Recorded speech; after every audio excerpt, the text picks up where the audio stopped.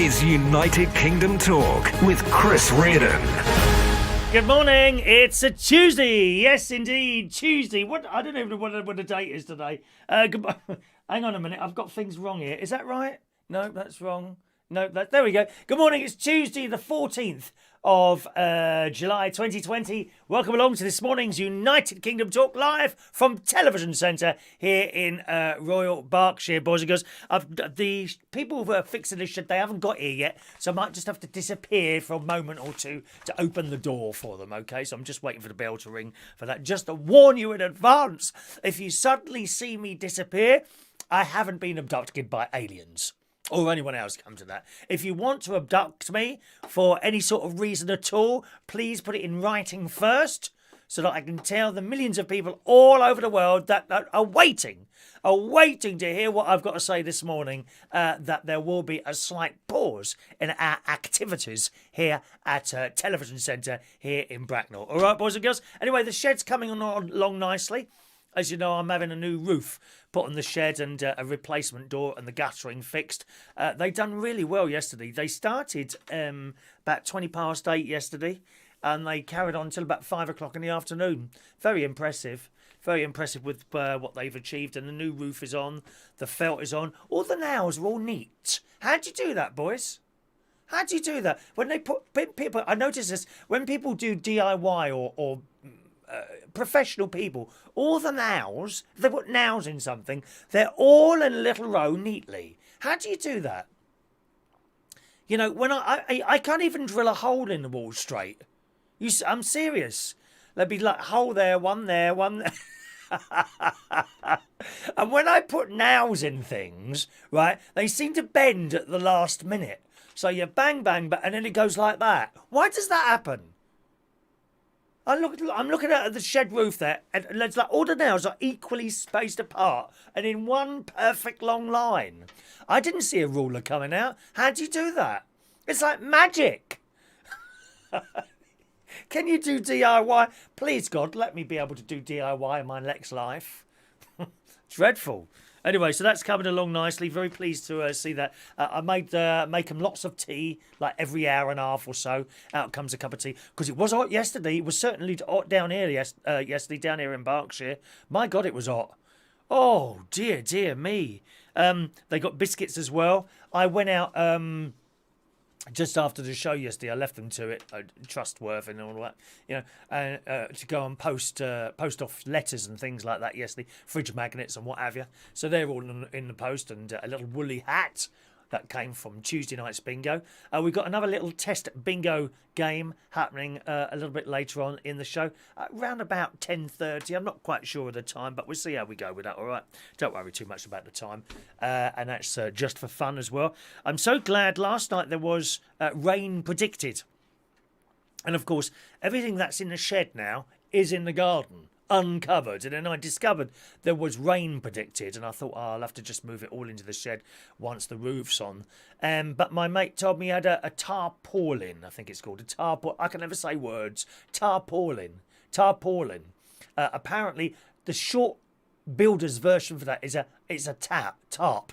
A tarpaulin, they reduce it, the boys was telling me, they reduce it to tarp. So my mate was supposed to bring that round, but he had to dash off yesterday. So I popped round to his house and helped myself to the tarpaulin, moved everything in the middle of the garden. Wasn't too much effort, to be honest, and covered over everything that needs to be covered over. And I think the rain was predicted at like 7 o'clock. 7 o'clock came, I'm like, oh, please let it rain. Otherwise you've gone to all that effort for nothing. You know what I mean? No rain, 7:30, 8 o'clock, no rain. I thought that'd just be right, that will. You know, now that you're prepared for the weather, it won't happen. Do you know what I mean? But fortunately, it did. A little bit later on, about an hour and a half later, down came the rain again. It's raining, it's pouring, my love life is luring us to tears. After all these years, I'm singing in the rain. Just singing in the rain. It's raining men. Psh, hallelujah. Psh, not in here. Dear me, when is the last time we saw a real man here? Well, at the moment, they're fixing my shed, although they're a little bit late this morning. I expect they're having a breakfast, a big fry-up breakfast somewhere. That's what builders do, isn't it? I used to do that when I worked for British Telecom, when I was a telephone engineer. Oh, yes, I was the campus one there, dear. I turned up once, and this is no word of a lie, I turned up one in a pink tracksuit to work. I did. I thought that was a good thing to do, and the governor called me and, excuse me, what's all this? I said, well, it's just a top. He said, we'll get it off. It's a business, not a fashion show. Because everyone was wearing pink and white tracksuits at that time, all the lads. And I thought I was one of them. Not if you're working for BT, you're not. I had to take it off. Anyway, that's my BT years. Ronnie came over, as I say, yesterday afternoon. He came over for a walk to the post box as well, because he don't do much walking. I'm trying to get him into doing walking. I'm feeling quite bad at the moment, because the last exercise I did was Friday. You know, Saturday, I was getting the caravan ready to leave. Saturday night, afternoon, I came back down south. Sunday, I was preparing and getting all the shed ready, all doing Sunday and the bingo and all that ready for the night. And then, of course, Monday, I had to be here for the chaps. And today, it's the same. You know, so I'm feeling quite bad that I haven't done any walking for a few days. But there we are. We'll pick it up again. He brought us round lunch yesterday. Halloumi and chips from Churchill's. Very nice indeed. I must say, I seem to be filling up easier now. You know, your tummy. Like your tummy. Now, we had large chips yesterday with halloumi burger. And he had fish and chips, which stank the room out. Oh, Christ. I mean, a little bit of fish. I don't know what it... I've never noticed it before. He had cod and chips or haddock and chips. And for hours, all I could smell was this blooming chips, this blooming fish in my living room. Every time I walked past it, it was like there was someone frying another piece of fish in the living room. It stank the place out. Absolutely stank the place out. Very unpleasant. Not the halloumi burger. You can smell, really. I do like a halloumi burger and chips. So we had that, and we watched another episode of Dynasty, which just gets more unbelievable by the week. Dynasty's on Netflix. It's very, very funny. It's so politically correct. It's hilarious. And the acting is really bad in some places. And there's some really annoying people on there. But we love it. We absolutely love it. Dynasty, more unbelievable by the episode. That's on Netflix. And last night, I watched the penultimate and I think that's the right word, penultimate. Is that the one before the last? Penultimate? The penultimate episode and the last episode of the excellent TV series that I've been going on about for weeks now on Netflix again, called Snowpiercer, which is about this train and all these people on the train, and the train can't stop moving, otherwise everyone dies, because outside it's freezing cold weather. It's what's it called? Perpetual motion train. And it's really good. And the last episode was last night, and what a finish. What a finish. I don't know if there'll be another series or not. Actually, I wonder if there will be. Snowpiercer, let's have a look.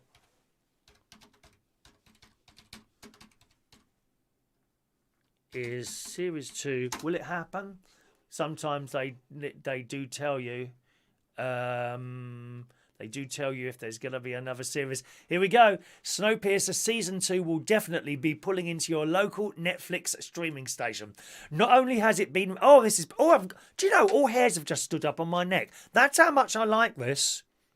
There's not much on the telly now that I can put on and I won't keep picking up my mobile phone or doing something else. Or just watch 10 minutes of this now, then I'll go and do that. No, this programme has me sitting there watching it like Star Trek. Seriously, it's that good. It says here, not only on Digital Spy, not only has it been renewed, but according to the Radio Times, it had pretty much finished shooting before the global production shut down. Fantastic. The star is Annalise Basso, and she said, I'm really excited because, hang on, it says Annalise Basso and it says LJ Folger in brackets. Now, what's her name in it? Melanie is the star, surely. Melanie is the star, isn't she? Anyway, she says, I'm really excited because we were just finishing season 2 when everything got shut down. The great thing about Snowpiercer is that there are so many stories to tell about the people on the train and about survival. The series was given the Series 2 green light before Series 1 had even aired. Snowpiercer is the perfect show to kick off TBS entry into drama with intricate storytelling, stunning visuals. I mean, absolutely stunning seeing this train going through the snow, and it's great. So when's it going to be on? Doesn't say yet. It could be pushed. Oh, they're talking about when it's going to come on in America there.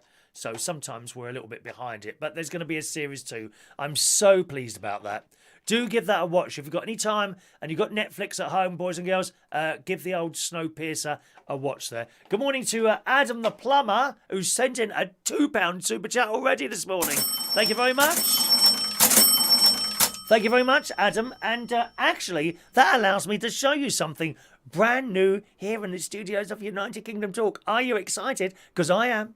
I've got something to show. Not that, no. I've got something to show you this morning. But first of all, very important to deal with super chats.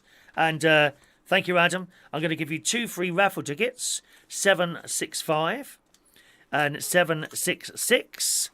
The Super Chat prize this week is one of our exclusive mugs, okay? Try not to use it at home because the handles have been known to come off, boys and girls. And I'm warning you now so that when it does fall off and you get hot steaming coffee all onto your lap and your bits down there, don't blame me. I've already warned you, okay? We've logged the time and the date of this show and it will be brought out in any court activities to tell you don't use it to drink out of. For God's sake, it is a display item. You know, possibly, I mean, this wouldn't look, I'll tell you where this wouldn't look out of place. Hang on a minute. There you go. You can just about see her. See the Queen there? Can you see her there? That kind of works, doesn't it? You know, you could put her perhaps next to your picture of the Queen, or maybe you've got a little altar at home, you know, a little Jesus and a Mary. Would be quite nice next to that, and the Holy Cross of Jesus. That's where it can sit, my darling. All right? All right, so that's the Super Chatter prize this week. Anyone who sends us a pound chip, I'll give you a free raffle ticket. So Adam's got 2 of those. Adam the plumber. And here is the brand new, as supplied actually by Adam the plumber. He bought me this and it came through the post. I thought it was just a jar at first, but no. There's more to it than meets the eye. More to it than meets the eye. Look, here it is. The new, so slightly smaller than the last one. The new Super Chatter jar. But what is special about this? Look, an engravement, boys and girls. An engravement. It says there. It might be better with something behind it. Have I got a piece of coloured card? Sorry, my Tourette's has started again. Just a moment, please. Let's have a look what we've got down here. Is there a piece of coloured card in the studios of United? I've got a white piece. I don't think white's going to do it, but we'll try. We'll try and use this. Oh, I've just spotted the water bill. Why is it £176 every 6 months to flush my chain? Jesus. Oh, what was that just fell out? I think an insect just fell out. Just a moment. What is this? What's it? Oh, it's a piece of leaf. I wonder what plant that was from. A piece of leaf there. Look. Where's that? Just a minute now. Here we are. Let's just put those in there. Will white work? No, it doesn't work, does it? Let's use a blue hat. Just for show. I'll have to get a piece of card for this. Dan Ryman's or something. There you go, you can see that. Look at that. What's that say? Chris Reardon Super Chatter Raffle United Kingdom Talk. With that on, it's all been engraved. Isn't that great? I love it. I absolutely love it. So thank you very much for that, Adam. I'm now going to put your Super Chatter raffle tickets in there, my love. There's your 2. And here's the others from the rest of the week so far. We've got some there from Shania Steele, Peter Wright there, John Parrish. Loads in here. Look, here we go. There's Simon Steele, Peter Wright there, more Shania, Leslie Ross. Who has kindly sent in Cole. Conspiracy Cats. He's there as well. Good morning, Conspiracy Cats. He watches the show. I can't understand anyone who watches this show, to be honest. Load of old rubbish it is. And there's some more from Peter right there. Anyway, all in there, all right? All in there. And we'll put our little super chatter ticket retention unit here. There you go, for all to see. And I'll do my best not to break that one. We'll put the lid on top. Otherwise, the tickets get a little bit cold. We don't like it cold, do we? No. Tickets don't like to be cold. They start curling up at the edges. You know, a bit like the sandwiches do at a wedding. You ever been to a wedding with a buffet? And I don't know, about 7 o'clock, the tops come off the sandwiches, all lovely, prepared by members of the family, usually. Little hams, dead animal sandwiches, cheese sandwiches, all bits and pieces. And as the evening goes on, the corners start turning up on the bread, don't they? And go a little bit hard round the edges. I'm not too despondent about things going a little bit too hard, really, to be honest. I quite like it. I can't lie to you. I do like it. I really do like it. Anyway, the other thing with Dynasty, I forgot to tell you, they keep blooming singing in it. I don't know why they keep singing now. Have you noticed that? Anyone watching that, Dynasty? They keep singing. I don't know why. Anyway, so that's Snowpiercer. Please give that a go on Netflix. It's such a wonderful series. And tonight, of course, Holby City. And we're all looking forward to Holby City tonight. I noticed the BBC really keep pushing this now on Twitter for some reason. I don't know why they're really pushing Holby City. I think it might be more popular than we thought. I certainly prefer it to Holby, to Casualty for some reason. I don't know why that is, and that's it. All right, what else have I been watching already this morning? I've been on TikTok, and I watched George Bond doing a couple of TikToks. So good morning to you, George. Nice to see you, sir. Rachel, of course, is queen of TikTok. She's not with us today. She's at work, I believe, so there we are. Right, let's say hello to some of you on the messaging system this morning. Thanks very much for your likes this morning. We've got 10 likes so far. I did have some pictures sent in by John Parrish. Now, did I put them on here or not? I can't remember if I put them on here or not, actually, now. I downloaded them, but the trouble is he sent so many bleeding pictures. I did say, please don't send any more than a couple of pictures at any one time, boys and girls. Oh, where have I gone now? There we are. Hang on a minute. There we are. Please don't send more than 2 or 3 pictures at any one time because it's just too much. He sent about 12 in. You know, it's all very well saying use them when you want to. But now I've had to download them all and they're all sort of waiting there. And now, because there was so much to do, I haven't transferred them onto the broadcast computer. Please, 1 or 2 pictures at a time. Dear me, we can't cope, love. Can't cope. Where's my shed people this morning? Maybe they're doing it already. Morning to Gavin Bass, head of Twittering on this channel. Good morning, Gavin. Hope you were there. There's Mr. Jason Hughes. Morning, Jason. Mandy Davenport, in charge of pain and suffering on this channel. Good morning, Mandy. Diane Jebb is in the house. Good morning, Diane. Hello to James Humble. Gary Davidson. There's George Bond there. He's with us this morning. Adrian Richardson. Mr. Media Mate. Evening to you. Hello to you. Daniel Woodhouse. Hello, sir. There's John Parrish from both of us in our nice, clean caravan. As I was watching this morning, actually, I got fed up watching Naga this morning. She has been a bit smarmy again. She had that fake smile on. Naga Monchetti. I do like her, but sometimes she's so fake. It's unbelievable. And she had that smile on while she was interviewing someone. And he said, what was he talking about? The politician. He was talking about, it wasn't a virus. It was talking about flood defences. And yes, we're ready to go now with the flood defences. We're ready to build. And she's like, well, when will that be then? Will that be next week? And he's like, well, I don't think it'll be as a... Well, you said you were ready to go. And I think, oh, for Christ's sake, just let it go. Let it go. Let it go. So I watched that. And then I switched on. I was watching George Bond's 2 TikTok videos. One which features me. Which pleased me immensely, I must say. George Bond. Blah, blah. I must say. And then I watched John Parrish and his delightful wife, Sherry, cleaning their caravan. And if you don't mind me saying so, John, I think you made it harder than it should be. I really do. He's got this sponge up there and there was no room for like a little piece of dirt to be accidentally left on there, which wouldn't bother me. He's got the sponge out. He's got this thing attached to his hose, what he's spraying down with, something he got off the internet, Sherry was saying. And he's spraying it all down. And then, what comes out then? A brush? No.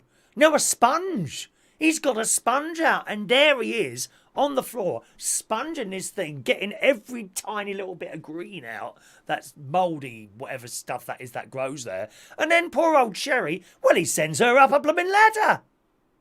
Sends her up a ladder, and there she is, scraping away with this sponge, like a washing up sponge, with a green rough bit on the back. And don't get me wrong, they're doing a very good job, but blimey, I mean, I think it was just a little bit too perfect there. A little bit too perfect. Then, that's not where it finishes. He then gets a knife out, right, and tries to remove the excess, what's that called? That putty stuff that they put in windows. It's not putty. Sealant. I think it's sealant. He then gets this knife out and starts removing sealant that has been there for years, but is a little bit too much. And he says it's I think either him or Sherry said it was unsightly. How can you even notice that? Blimey. And this sealant must have been there for 20 years because it's an old caravan, same as mine. Probably, I don't know if it's newer or the same age as mine. Irrelevant, really. But he's trying to remove these bits of putty. I'm thinking, I wouldn't even have noticed that. They must go round this blooming caravan with a magnifying glass looking for the tiniest piece of dirt, and then they're down on it with this little brush thing, with this little sponge, ladders going up there and everything. Jesus Christ, did you make that job hard? There was me, and this video went on and on. I don't know how long it took him to clean that caravan, but the way I did mine, I had a bucket of water on the floor, a hose, spray with hose, bucket of water, brush, dip it in, up and down, done, move along. Not them. They had to get every tiny bit of speck of dust off that caravan. Jesus. It was like a showroom car. It's like they're about to try and sell a Rolls Royce or something like that. So thanks very much for sharing that, John. It was perfect. I'm surprised they didn't get polish out afterwards, to be honest. I'm waiting. Any minute now, the beeswax is going to come out. Why not make it even longer than necessary?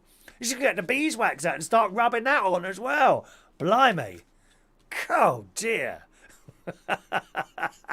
I can't be bothered with all that. Brush and fairy liquid, that does me. Good morning to Tilly Rose. Good morning to Tilly Rose. Welcome back to the show there. There's young Michael Palman. Good morning, Michael. Peter Wright, good morning. Dan S., good morning, Dan. Mick Davenport in the house. Michael Lawrence, good morning, Michael. There's our lovely Sherry. She's a fabulous person. She does cooking videos as well, Sherry. Really. The pair of them actually don't look their age. I don't know how old Sherry is, but John certainly doesn't look his age. Not going up and down that bleeding ladder. Blimey. Where else? Who else is there? Scrolling down there, there's Adam. Morning to Terry Turner. Morning, Terry. I'm sure that Mark would like to abduct me. Well, I'm waiting. I'm waiting and waiting. Nothing happens, Terry. Nothing ever happens. It's most disappointing. Never mind. 1 second there. Claire, good morning to lovely Claire. She's got a ticket for bingo. The tickets went out earlier on, boys and girls. You should have a little raffle ticket there. All right. Scrolling down there. Dan S. There's our Dan. Said hello to Dan. Is that everyone now? Have we said hello? James Humble. It's sunny where James is this morning. We're overcast at the moment, but I don't think we're getting any more rain today, so I'm pleased about that. Morning to John Aitken. Morning, young John. Is that everyone? He's been watching Secret She on BBC One on Monday nights, an Australian drama. I haven't seen that. There's a film called Snowpiercer as well on Netflix. I didn't know that. Is it a similar thing? Is it similar? Because this is a series. I think it's 9 episodes long, Snowpiercer. I'm not sure. But I thought, I was watching it last night and come to the end of episode 1 and that thing come up in the corner. Next episode starts in 10 seconds. I thought, oh, I must have missed 2 then. And that was the last one. The ending of it is something you would not expect. Brilliant ending. Absolutely brilliant ending. But there's going to be a series 2. I can't wait. Good morning to Fiona Hunt. Morning, Fiona. That could well be the chaps there. Let's have a little look.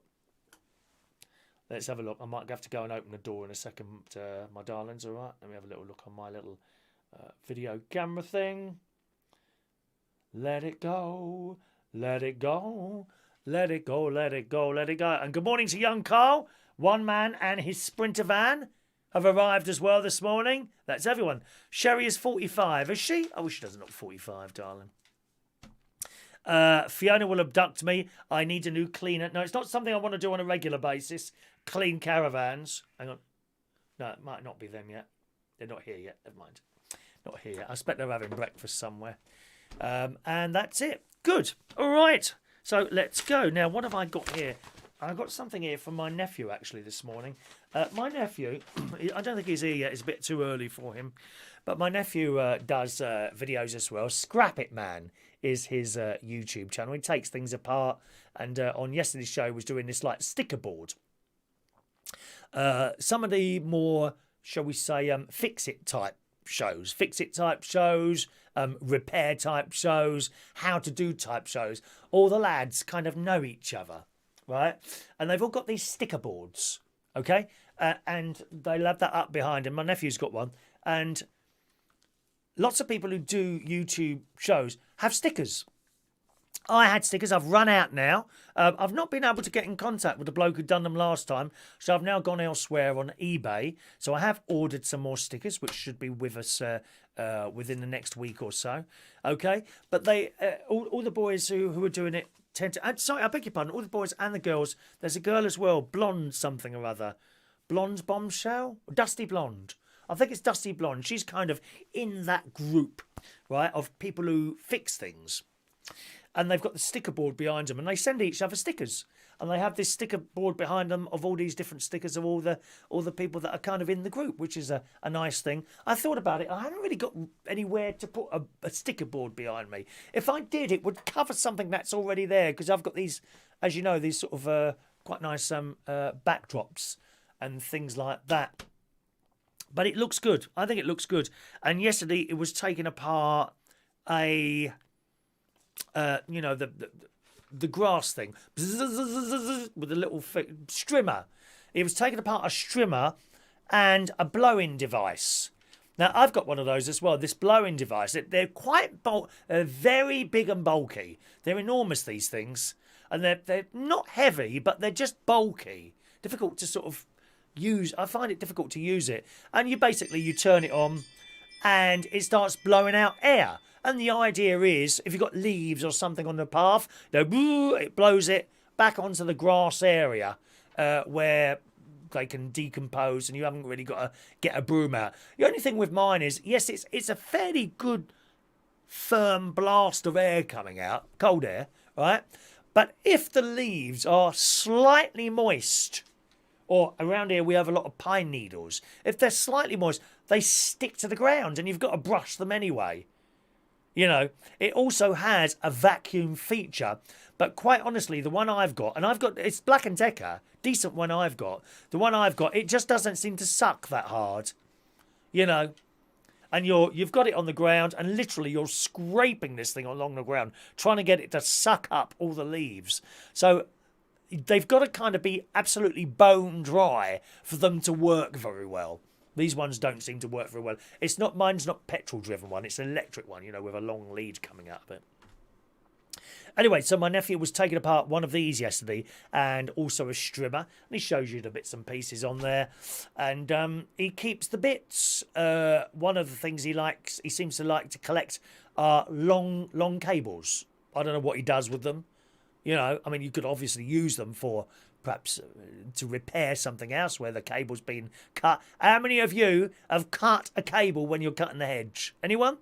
Is that you? Anyone cut a cable when they've been cutting the hedge? Yeah, it's happened to me before. I'm very careful with that now. Now, if I've got two hedge cutters, one that's a battery-operated one, that's up on the caravan, and a lead one, which my nephew bought and his wife and sent down to me. But when I'm cutting with that one, the cable goes behind me now. So I always have it over my shoulder. So it comes over my shoulder, and there's a device like that. Do be careful of your fingers. It'll have your finger off. I tell you, don't seem to have any problem cutting through a branch Oh, can you just imagine getting your fingers stuck in one of those? All the pain and suffering, dear. Pain and suffering. That's what it would be. Oh. So he's taking these bits and pieces apart, cutting the wire off, and it's got these little electric motors on it, of course. You know, the thing that turns the string around. Bzzz, or the motor that makes the fan in the leaf blower. And he said, they're good motors there. And he said there's a lot of copper on there which could be useful. Now, I don't know what he uses the copper for. What would he use that for? And here's another question. Those of you who are good at this sort of thing, repairing things, making things, and I know a lot of you are, I'm not, I know a lot of you are, electric motors. Electric motors on things like strimmers and air blowers and that sort of thing, right? So he's got these motors.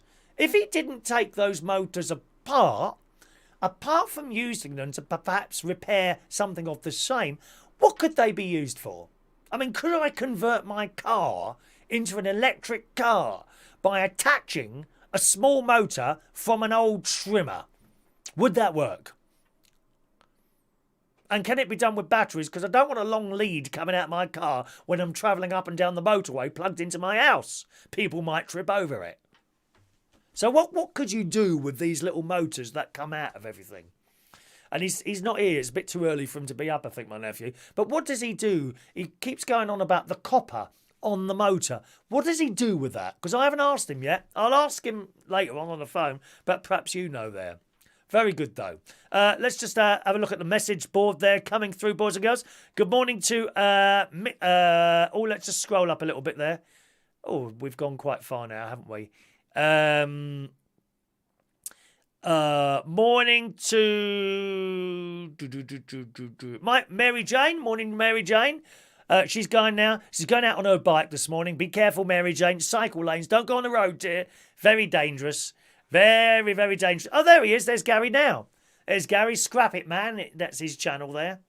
That's his channel. And he takes things apart. Heidi, 2 episodes last night we got, Chris. Oh, so that's what happened. They put the 2 episodes up. I thought I'd missed one at some point or something. So Heidi's watching Snowpiercer as well. Have you seen the last one yet, Heidi? Don't tell people the ending in case they want to watch it. I didn't expect that. But I had a clue. There was a clue there that something was going to happen where it went from W and they... have you watched it yet, though? Have you watched it yet? No. I'm not going to say in case you haven't watched it. I don't want to ruin it for you, my love. I can't bear it when the newspapers tell you what's going to happen. I think it's either the Metro or the Star that does that with Holby City. You know, when I'm sorting out my news stories for the morning show, I look in the...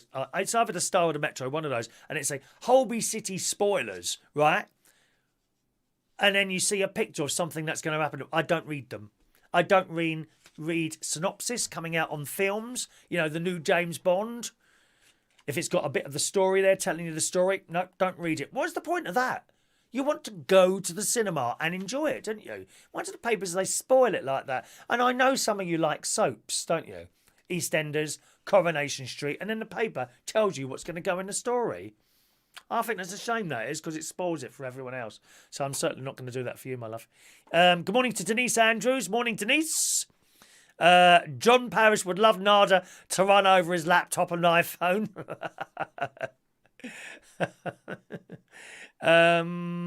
Just scrolling down there.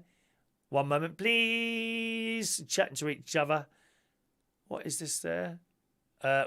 Sherry, we can't stop laughing. Well, I wouldn't have been laughing if I'd been made to do all that work, Sherry. You should have just told him. Silly old fool. Going up there with a blooming sponge and a bucket. Get yourself a long broom. Don't worry about the occasional little speck of dirt that's on there. Blimey, time you finished cleaning that caravan, you could have cooked a dinner on it. Did you do the roof as well? I bet you got up and done the roof as well. Don't walk on the roof of a caravan. Probably not a good idea. Especially if you're fat like me.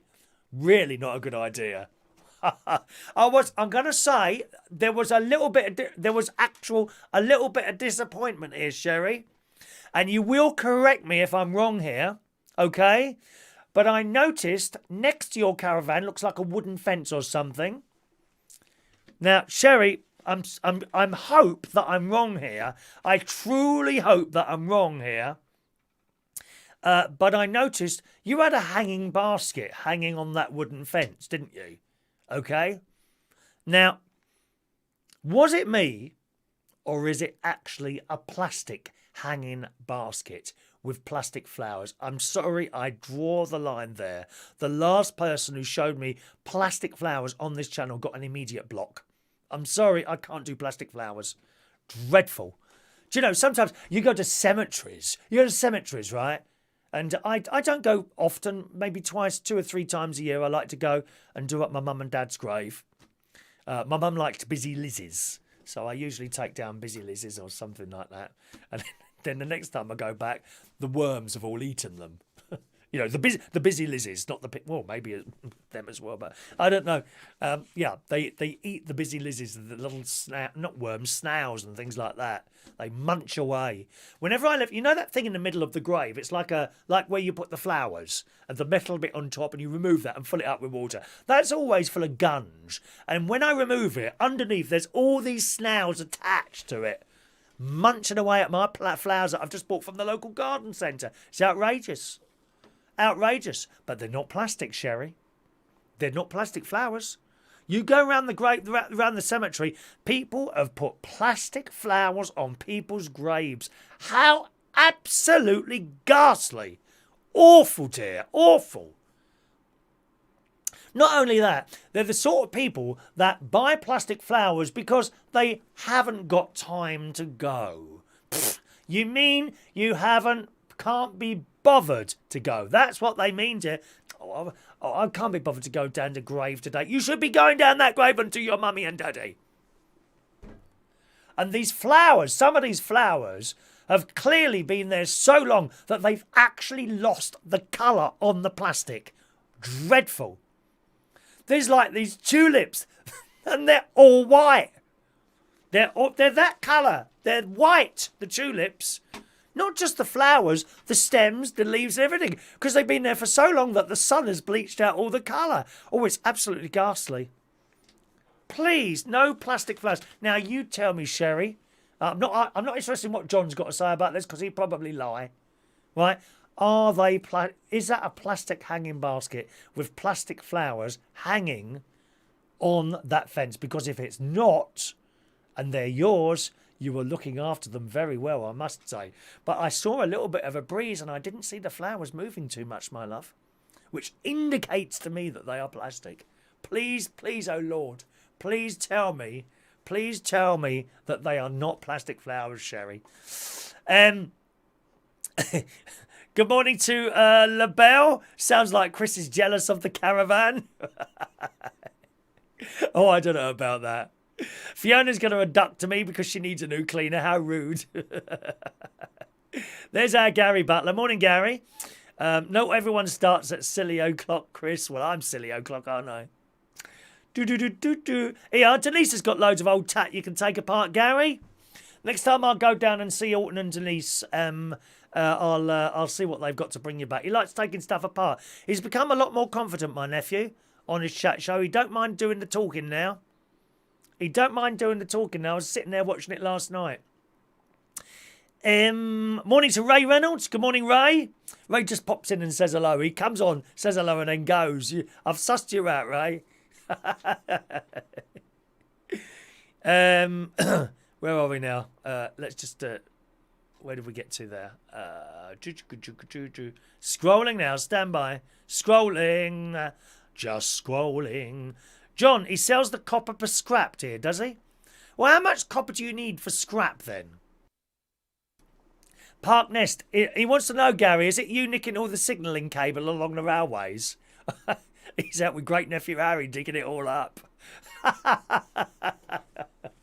Great nephew Harry. Yeah, Harry, get that bit there. He makes his son 6 years old or 7 years old run across the tracks to get another piece of wire to sell. I mean, how much of that stuff do you need to make money? You must need loads of it because the copper wire that's around a little motor. There's only a small amount, isn't there? How much of that do you need to make money then, Gary? I'm interested. Yeah, Sprinter van, scrap money. Mandy, my mum took the tops of her fingers off with the hedge trimmer. Great fun taking to find them so she could take them in to have them stitched back on. Is that true, Mandy? Oh, that's awful. Blimey, that's awful, that is. Heidi Young, any news on the thief? We've got a burglar at the caravan site, apparently. He's doing sheds. I mean, I've got a shed there. All that's in my shed is like a gas, you know, the mobile gas heaters, which is fantastic. A lot of people say you shouldn't have them in caravans, but you know, you've got ventilation, you've got a couple of carbon monoxide detectors. I think they're all right. Wonderful. If you ever need heat, right, that's what you want, one of those. Oh my God, the heat they chuck off is unbelievable. A mobile gas heater. Good morning to Shania Steele. Morning, Shania. Hello to you. Heidi, plastic flowers at gravesides are a big no-no. There we go. Sherry says ours are real ones, but the neighbours' ones are plastic. Was it the neighbours' ones I could see then, Sherry? It's a wooden fence. Maybe you didn't notice it on your video. Incidentally, just a little tip, Sherry. Little tip to John and Sherry. Charge up your camera before you start filming, my loves, all right? I did hear Sherry say during the video, we need to charge the camera up now. Great little video. Have a little watch of Sherry's videos. They're just happy. Because she's like Filipino, and I've never met someone who's miserable in Filipino. Filipino, that's right, isn't it? Yeah. Always happy on there. We love it. Morning to Christopher Woodhouse. Good morning, Christopher. So I wonder, is it the neighbour's fence I could see with the plastic flowers? It must be, I would imagine. I suppose it must be there. Motor cable is pure clean copper, but you need a lot. Yeah, I was going to say, where do you put it then, all Gary? How much? When you say a lot, what, a jar full? Do you need a jar full like that? Or how much cable would you need? And what do you do with it all? I don't know. Oil-filled radiators are great for heating. Parknest has one. Sorry, I can't agree with that, Parknest. I had one. I thought they were useless. Absolutely useless. I had I had an oil radiator and a convector heater in the living room. And it used to come on at 5 o'clock in the morning for me to get up at about 7:15. And I don't think it made any difference whatsoever. None. Just didn't work for me. Didn't work for me, oil-filled radiators. I think I had one in the bedroom as well. That was okay because it's a small room. But the one in the living room, it just didn't heat the living room up at all. I've got the air heating now though anyway. Mandy's telling the truth about those fingers being chopped off. Very nasty. Dear me. Very deary. Right. Good. So we got that there. So that's Gary. He was saving his pocket money. He was telling me last night, the other day. He was saving all his pocket money to treat his mother-in-law to a pizza, which they had. It was either last night or the night before. I can't remember when. Anyway, so Gary went. So he was eating his pizza out of a box. Then Gary went to do something. Can't remember what he went to do. The mother-in-law, Michelle, she's a lovely lady. I quite like her. She was sitting there eating hers and she finished hers, right? Gary was still eating his. Then he went in to check on Olivia, who's his daughter. She's permanently in a bed because she's severely disabled. And when he come back, the pizza had gone. Where's the pizza? They chucked it in the bin. How awful is that? All that hard-earned pocket money he'd saved up, selling stuff, lawnmowers, repairing stuff, selling it on. The spend on a pizza, he didn't even have time to finish his. She collected up all the boxes. She got great-nephew Harry to pick up all the boxes and chucked them in the bin. And he's like, where's my pizza? And she's like, what do you mean? Well, it was in the box. Oh, I've chucked them all away. Poor nephew. In the wheelie bin. In the recycled wheelie bin. It's like the old thing. How many boys on here, mainly boys on here, how many of you had a mum who, and I quote, I've just tidied it up? Well, where is it now? Oh, I don't know. I've tidied it up somewhere. How annoying is that? Mums, will you please leave your son's stuff alone? Do you want to go into son's bedrooms? You find some very strange stuff in there. I'm telling you that now. Oil-filled radiators are a waste of time and money, says Jason Hughes. Yes, I found that. I thought they were useless. I then bought a convector radiator, and that, I mean, you plug that in, and the heat comes straight off it. That wasn't too bad. I had that, but it has to be said, the best heating in there I had before I had the air conditioning come proper stuff put in were fan heaters. The cost of about £20 to buy one of those on Amazon. Fan heaters. They really did warm up a room very quickly. And I had a little small one in my bedroom, just on the floor in the caravan, and I had it on. It had a thermostat on it, and it would click on and click off depending on what your temperature was, and that worked very well, I have to say. And in the living room, I had two, but they use so much electricity. And really, if I was in the living room with these two fan heaters on, right, you couldn't put anything else on in the caravan because that was kind of the limit of the amount of electricity coming in, because they were like 2 kilowatts each, which I think is 16 amps. I'm not quite sure. Someone can do the calculation on that one. Who they are. Heidi had a modern paraffin heater, about 50p a litre. Then it went up loads last time. It was £1.20, so not cost effective. Heated the van. We had a fan on it, carbon monoxide alarm, very good. Yes, my sister's got a paraffin heater. I think it's an old one, actually. They have in one of the rooms in the house. That I don't think it's got heating in this particular room. And that does chuck off an awful lot of heat in there. Yeah, it really is. But you have to be so careful with these things, don't you? You know. Good. So that's it. Poor Gary. Did you get your pizza out of the out of the bin and carry on eating it, or what? Never mind. What else have we got here? He's also got an Amazon wish list. People keep sending my nephew stuff on his show. He's got an Amazon wish list. Yeah, apparently you can create a list on Amazon of stuff that you want. I thought about myself, to be honest, you know. Nice 3-bedroomed, ultra-modern caravan, something like that would be quite nice. Good morning, Maureen. Text again this morning. Good morning, Maureen. I quite like the idea of that, having a super duper brand new caravan. That might be quite nice, mightn't it?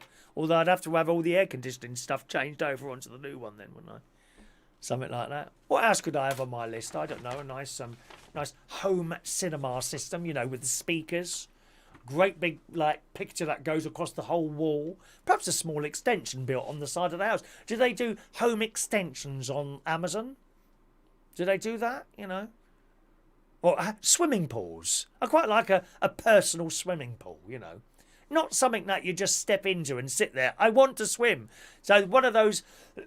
I haven't got a very large garden. I mean, could I order a larger garden on Amazon?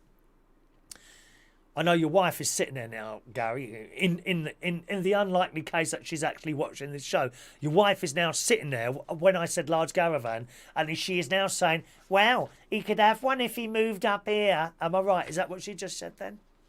Or my sister, because they want me to move up north, don't they?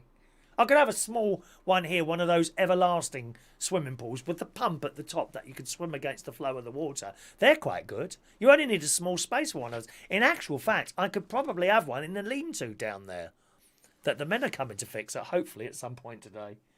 Maybe they're there now. They might be there already working away. I don't know. You know, just one of those things, isn't it? So Amazon wish list. Perhaps I need one of those. No, who would send me anything? The answer, probably no one, actually. Suggestions on what I could have, perhaps, on my Amazon wish list. I think that would be quite good.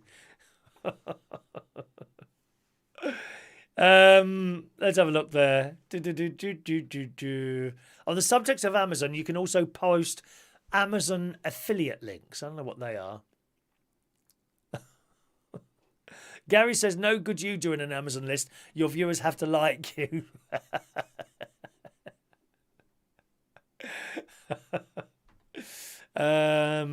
Good. Right. All right, then. So that's that. We've done that. Easy chili and garlic. Now, yesterday I had some of my homemade spaghetti arrabbiata. Spaghetti and arrabbiata sauce that I make myself from scratch, you know, chopped up tomatoes, all that sort of thing. One of the things I've started using now, I used to use frozen garlic and frozen chili, but I'm not going at the moment to supermarkets that actually sell that. Used to be able to get that. I think Morrison's did it, Waitrose did it, and Sainsbury's do it, although it's in little boxes in Sainsbury's. And I always use that, and that was fine. But more recently, I've been going to Lidl, and they do easy garlic and easy chili. Now, this comes in a little glass jar, right? Now, I don't bother measuring out an amount. I just put the whole thing in. I open the jar and put it in. The same as I did with the packet of frozen stuff. I open the packet, tear off the packet, and just chuck the whole lot in, and then cook it. That's it. It's been fine. But on the most recent spaghetti arrabbiata sauce, which I had last night, I used the jar stuff, the easy garlic and the easy chili. You may well have seen it in the shops. I've got to tell you, that chili is really hot. I sat there last night struggling to eat it. It was so hot. And the top of my bald bit on the head there, it was sweating buckets. Absolutely. That's not to say I didn't enjoy it, because I did, but I couldn't shovel it all in my mouth as quickly as possible. I kept having to have a little bit of cheese to cool it down in my mouth. It was that hot. Anyone use that? It's a lazy way of doing things, but, you know, you don't get your fingers all smelly, and it's not particularly expensive. I think it's about £1 a jar, or something like that, to be honest. All right. Good. Okay, let's do some news stories. Let's put that down there. News stories. Oh, I've got a water bill here. Water. Here is your water bill. They say it like it's a nice thing to receive in the post, don't they? Hey, look. Here is your water bill. The bill is for fresh water supplied by South East Water and Wastewater Services. That's poo water. We call it poo water. The water that takes your poo away. Okay? Look at this.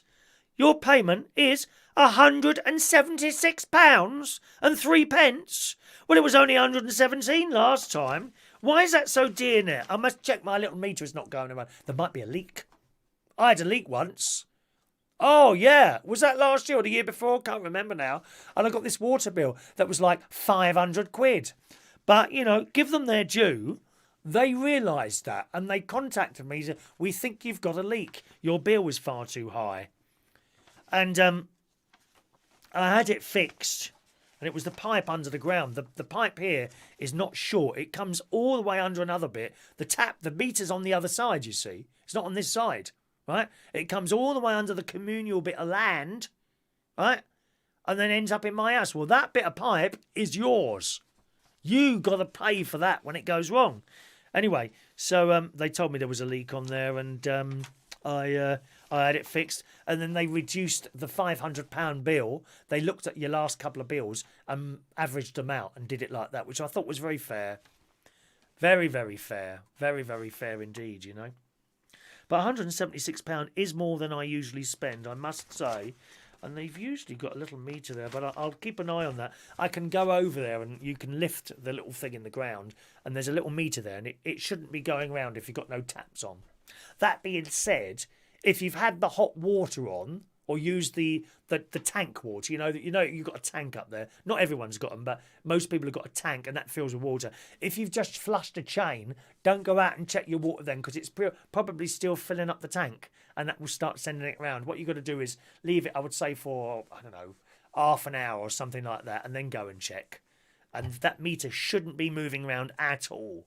Make sure you've got everything. If it is, you've got a leak somewhere. Very bad. £176. God's sake, man. Too much money. Right. Morning to Dr. Gregorian. Morning to you there. Good morning to you. Let's have a look at some of these news stories this morning, gang. Australia, very dangerous place, as you well know. Man-eating sharks, deadly spiders, snakes, crocodiles walking up and down Sydney High Street when you're trying to do your shopping. Very dangerous place. Well, they've now discovered a new species of walking sharks in Australia. Oh, yes. In the Daily Mirror this morning, a new species of shark has been discovered in Australia, and they use their fins to walk on land. Oh, my God. What's that place? Very famous beach. Bondi Beach. Bondi Bay, Bondi Beach in Australia. All the people will be... It's always good-looking people on there, isn't it? Have you noticed that on the telly? You don't see any fat old people like me. Just good-looking people. Drop-dead, gorgeous-looking people. Like, let's have a look at our chat box list. Can't really see anyone there at the moment. But Possibly none of us will be on Bondi Beach, but all the good-looking people are on there, aren't they? And they'll be sitting there, you know, probably snogging each other, the young people, on the beach with tongues and all that. And the shark will come walking up on its fins and trying to eat them. Very dangerous. It says a new species of shark has been discovered in Australia and they use their fins to walk on the land. The sharks walk around on the bottom of the seafloor in waters off northern Australia, making it easier for them to catch their prey. Instead of swimming, the new technique helps them hunt, and once learnt, has now been passed on to their offspring from birth. They'll be walking over ground soon to eat us, boys and girls. Experts have been aware of walking sharks in recent years, and they say the predators have big advantages by being able to move along the seafloor rather than swimming. Researchers published in the journal Marine and Freshwater Research says it appears to help the sharks hunt for ground-dwelling prey. George Bond does fishing, doesn't he? I wonder if he's going to catch a walking shark next time he goes fishing. Very frightening. Mark Erdman, a co-author of the study, said instead of swimming around these little bottom-dwelling sharks, actually, sharks that live in bottoms, that's a bit worrying, isn't it? They've got teeth. These bottom-dwelling sharks actually walk using their pectoral and pelvic fins, which makes it easier for them to poke their heads under coral and rock as they look for small fish, snails and crustaceans to eat. Nowhere is safe. Nowhere is safe from the little walking sharks. We found that most walking sharks spend their entire lives on the same reef where they hatched, never really moving more than a mile out of this radius. The only way they can get across deep water or move a significant distance would be if they are on a reef that is moving due to tectonic plates shifting. Blimey, there's something else to worry about now, you see. Walking sharks, boys and girls. Walking sharks. Anyone seen one of those? I think we have them in this country. They're known as insurance salesmen. I'm just feeling under here, Denise, for your slippers. My feet are a little bit cold. Very, very worrying indeed. Let's have a look there. Mick Davenport, I pay £201 water bill every 6 months. Oh, that's high. Well, you want to check you've got a leak there, mate. That sounds quite a lot of money to me. Meters are a lot cheaper. Well, I've got a meter. I've actually got a meter here. Good. BBC News this morning. Looks like we're all going to have to wear a mask in shops, which I think is a brilliant idea. Because if everyone wears a mask in a shop, maybe you do. I certainly do. I have done for some time now. My mate does. We never ever go in a shop without a mask on now. Never. Never. You know. But if everyone's got a mask on, you've got like a double barrier there, haven't you? If one person's got a mask on, then that person with the mask on has got a barrier. But if everyone's got on, there's like a double barrier there, isn't there, when you think about it? Yeah? So you got one, they got one on, and that's it. Well, on the BBC News website this morning, it says, wearing a face covering in shops and supermarkets is to become mandatory from the 24th of July. Now, I never understand why the government do things so far in advance. Now, they could say, we want you to do this from now, right? And that would start it off, you know, with no worry about having like a fine if you didn't, if you see what I mean. But they could say, wear a mask now, and then from the 24th of July, they could say, right, if you don't do it from the 24th of July, then you get a fine. So get everyone prepared for it. But they don't. They keep setting these dates way in advance, and I don't understand why that. I think they really dragged their heels on this whole virus thing, and it's still carrying on, as you can see from the mask rules. Why not just do it from now? How many lives could be saved if they did it from now, you see? It says in the BBC website, those who fail to comply with the new rules will face a fine of up to £100 the government is set to announce. Of course, it'll be no good to those sort of people that, oh, I'm not going to wear a mask, I'll do what I want type of people. You know, there's plenty of those around, as you well know.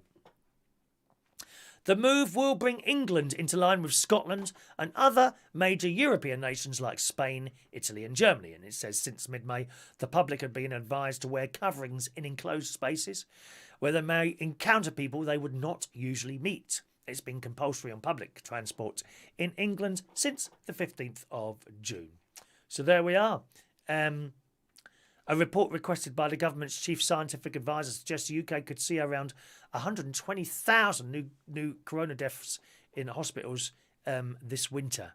So that's what they're trying to avoid, isn't it? I know some people out there. I know some of you think it's all made up and it's all a load of rubbish, and I respect your thoughts on that. I don't. I really don't. I think that they're there trying to save a few lives. At the end of the day, it's cheaper to try and keep people out of hospital than get them in there and deal with whatever's wrong. You know, they don't want you to go to hospital. I called out an ambulance about 12 years. I think it was about 11 or 12 years ago now. I thought I was having a breathing problem. And I think, as with many things, sometimes I think the more you think about it, the worse it kind of becomes. Do you know what I mean? I think there's something in your head that makes it worse than it actually is. And an ambulance man came and I thought, oh, I'm going to have to go to hospital. And he came and put a mask on me and all was well then. I said, well, so what is your job? I think he came in a car. He didn't come in an ambulance. And he said, my job is to keep you out of hospital. And that's what he said. You know, we're here to stop you going to hospital because they don't want people to go to hospital. Because it costs a fortune to have someone go in hospital, you know. And it does make me die. Some of these people are, oh, well, I've been paying all these years. And often you find the people that haven't been paying all these years, the unemployed, are the ones there that say, it's my right, it's my... Well, what have you put into the system then? You know? What have you put into the system? It's like people coming in from abroad and using our NHS for free. No, it ain't on, mate. It ain't on. I think one of our illustrious leaders, I quite like her, Priti Patel. She's the one who rings up people and said they're useless at their jobs in the middle of the night. You know? That's quite funny, isn't it? Right. Heidi says, who's going to give these fines out? Well, I think you should do it, Heidi. Heidi should be going around dishing out the fines. That can be your job, Heidi. Head of fines. Yeah, the police are overstretched as it is. It's not going to work, is it? The shop workers shouldn't have to do it. No, they get enough abuse as it is. I've been in shops. It's terrible, really. Because someone's been waiting in a queue more than 3 seconds, they start kicking off, don't they? Awful people. Awful people. Mick says if they did it now, there'd be a mask shortage. Well, it gives people time to get one. Yeah, that's a fair comment. Fair comment there. You can't legalise for human stupidity. Well, you know, people believe what they want to believe there, you know. I do get it if people don't believe it. Yeah, Shania gives people time to get masks as well. Let's have a... Who's Dr. G? I don't know who Dr. G is. Don't know who Dr. G is there. Heidi's moving soon. 17 days she's moving. Good luck with that, my love. Not a great thing to do, is it, move? Well, it's nice when you get there. It's all the blooming moving all your stuff, Heidi. Oh, I did it once. What a headache that is. And you think it's going to take... Oh, well, that'll take 2 hours. And then, like, 10 hours later, you're still doing the thing that you thought was going to take you 2 hours. You always think you're going to forget something, aren't you, as well? Dr. Gregorian, cue the Baby Shark song. Baby Shark, shark, shark, shark, shark, shark, Baby Shark, shark, shark, shark, shark. Well, there's only 16 words in that, isn't there? We had a Baby Shark question on the music round the other week, didn't we? Or something like that. Can't remember now. Yeah, we did. Well, all the quizzes ready for tonight. Here it is. It's all there ready. I've written the current affairs round this week. I've simply been watching the news and taking down notes. So I hope that's going to be better than the current affairs round I was buying in. Because it was a bit difficult, weren't it? I was reading this current affairs round. It was all supposed to be like news stories and stuff like that that's in the... And I didn't know the answers either. So I've started writing and saving myself 80 pence as well by doing that. 80 pence. Money in the bag. Thank you very much. Just think, in 10 weeks' time, I would have saved £8. Enough for fish and chips. Yum, yum, yum. Or halloumi burger and chips in my mind. Oh, Tilly Rose hates that song. Me too. I can't bear it. The kids love it. Great nephew Harry. Oh Christ! Great nephew Evie, I think it was, and Harry used to have it coming on their Amazon speaker, and it was on all the time. It used to do my head in. I wish I hadn't said that now, because Gary will be watching this. Gary will be watching this, and he will now make sure that they keep putting it on while I'm over there. Oh, that kept that blooming song, Baby Shark. Oh, can't bear it. Can't bear it. What else have we got here? Heidi, we're selling everything. Coming in a Volvo estate. So what fits in there we keep. Oh, well, not necessarily a bad thing to do, I don't think, Heidi, to be honest. Where's my men today? They're not here yet, are they? I don't like to rush people, dear. They come at their own speed, don't they? 1 second. Where's Mark Bowles this morning? I bet he's still asleep, isn't he? Another one who gets up about 3 o'clock in the afternoon after playing computer games all night long, probably. 1 minute, let me have a little look there. No one here yet. Only a pigeon. There was a pigeon. No, they're not here yet. Oh. Oh, there's me. There's me. There's me. There's me. There's me. There's me. Look, there's me coming out my house. Can you see my hanging baskets there, Sherry? Look, real flowers, love. Check out my hanging baskets, Sherry. Hang on a minute. Let me make the picture a bit bigger. Look, that's a hanging basket there. Look at the hanging basket there. There's Chris Reardon in the morning. Look what a tramp I look. That's how I look during the daytime before I come in and dress up for you lot. Is anyone dressed up to watch the show this morning? I suppose not. No, I'm not vegan. No, who said I was vegan? Not me. I'm not vegan. I do like mushrooms. I like mushrooms. Family find hole in a bathroom wall. Now, this is worrying. How many of you been anywhere with like in a toilet or something like that and there's a hole in the wall? I don't like that. I do not like that. I'm sorry. You never notice it before you sit down, do you? And there's a hole in the toilet wall. And quickly you put your hand over it so no one can put anything look through. Very frightening. Well, in the Daily Mirror, a family were surprised to discover their medicine cabinet had a small hole in the back that went straight into their bathroom wall. It says they were recently shocked to discover this little hole that they'd never noticed, but it had been there for about 40 years. Even more curious is that the hole, over time, had filled up with a number of items in the bathroom cabinet. The hole was at his in-laws' house, and that his wife had sent him updates on the findings. The hole in the wall was located behind the family's medicine cabinet, which also happened to have a hole in the back as well. They soon realised that for years, products had been falling out of the cabinet and into the wall. You know, like two bits of plasterboard, one each side, isn't it? And you've got that gap in the middle. That's where stuff was going. It was falling down there. As such, they'd accumulated a strange treasure of items over the last 40 years, with one bottle of body lotion thought to date back to the 1980s. It's surprising, actually, you know, most of us are sort of an age in here. The 1980s was 40 years ago. There are people on this channel now, Michael Pullman's one of them, who were not around 40 years ago. They weren't here in the 1980s. Do you know what we didn't have in the 1980s? Snowflakes. We didn't have them. Didn't have them. There were no snowflakes in the 1980s. Not even lefties were snowflakes in the 1980s. They weren't. There were no lefty snowflakes in the 1980s.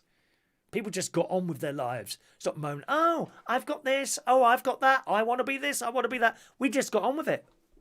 You know. There were no snowflakes in the 1980s. People moaning, screaming for attention all the time. It says their collection also included plasters, nail polish remover, antiseptic spray, caffeine alertness pills. Oh, that's like those, what are they called? Caffeine alertness pills. I've seen those before. And cramp relief tablets.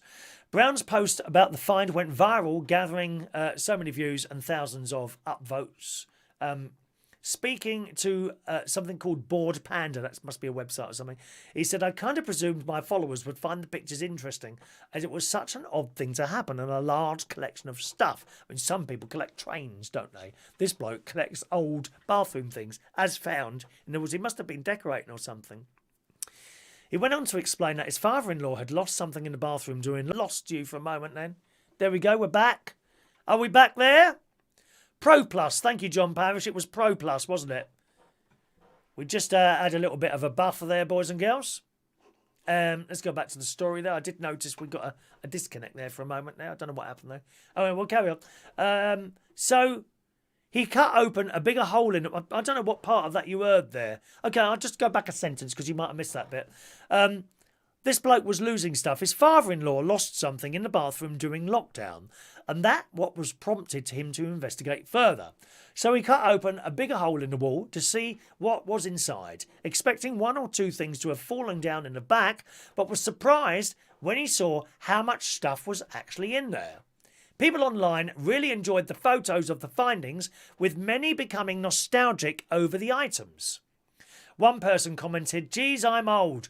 I recognise every major item shown. Another replied, oh my gosh, I remember some of those bottles. I'd forgotten about them, but wow, an unexpected bout of nostalgia. And a third compared the whole to a time capsule. Can you just imagine that? Like finding... Probably one or two of you have got lofts and things like that, did you? I expect some of you got lofts and you haven't been up there for a while and found bits and pieces in there. I always remember the Blue Peter time capsule. Do you remember that? John Noakes, Peter Purvis and Valerie Singleton, they buried this thing in the 70s and wasn't to be opened until 2000. And then the latest Blue Peter presenters at that time, I think they had that dreadful Connie Huck, I think it was. Oh, I couldn't stand her, dear. Connie Huck. Me. Bit like that she was. You know, not entertaining at all. Not like John Noakes. But they buried this thing. And 2000 came, they dug it up and it was all full of water, unfortunately. Perhaps it hadn't been sealed properly or something like that. I don't know. George, TikTok. We talked about that at the beginning of the show, George. George, you must stay for the whole show, dear. You know, it's no point coming in and out. I saw you at the beginning of the show and we talked about that. You missed it.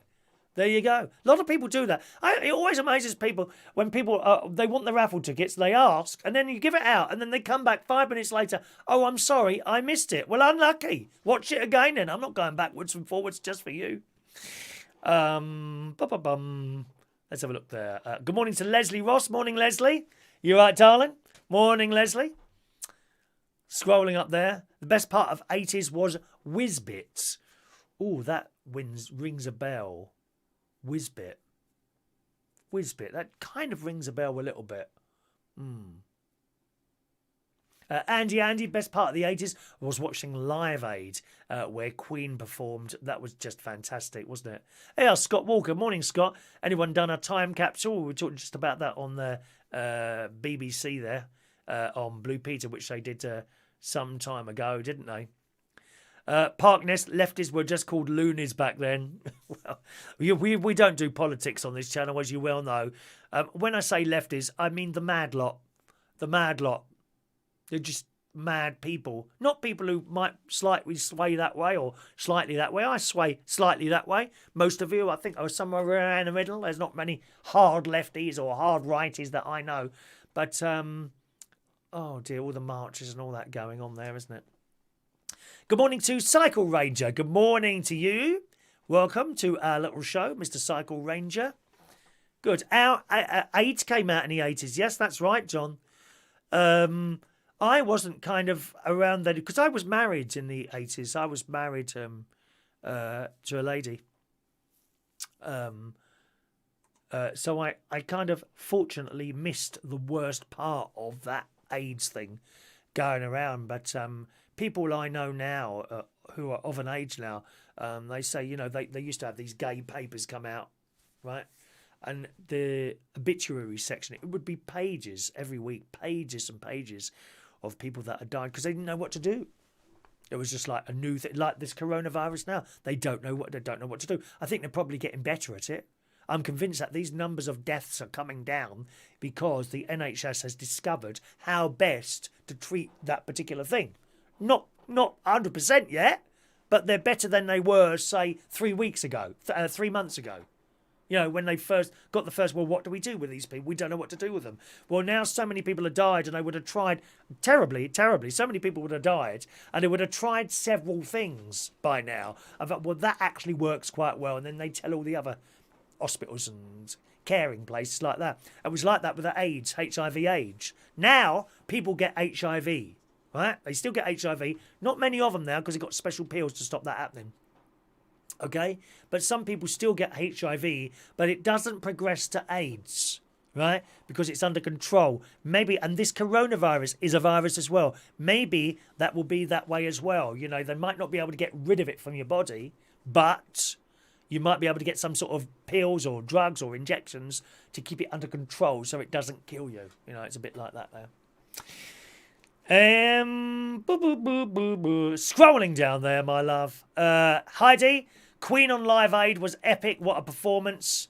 Don't make them like that anymore. God bless Freddie. Did you see the Queen video film? Was it last year? I went to see that now. Did I go to see that with my sister and brother-in-law? I think maybe I went to see it with my sister and brother-in-law. Fantastic film. I believe that's either on Amazon Prime or Netflix or both of them at the moment. Or maybe even the iPlayer. There's, strangely enough, a few films on the iPlayer, isn't it? I expect the BBC had some sort of monetary involvement in that one. Good.